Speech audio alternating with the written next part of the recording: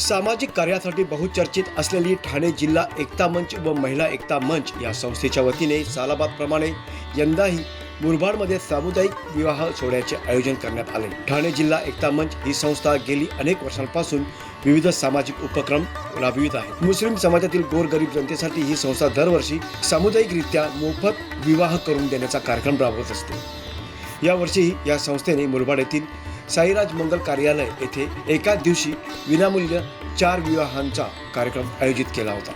या कार्यक्रमाचे आयोजन संस्थेचे संस्थापक अब्बास शेख व संस्थेचे सर्व कार्यकारिणी यांनी केले होते।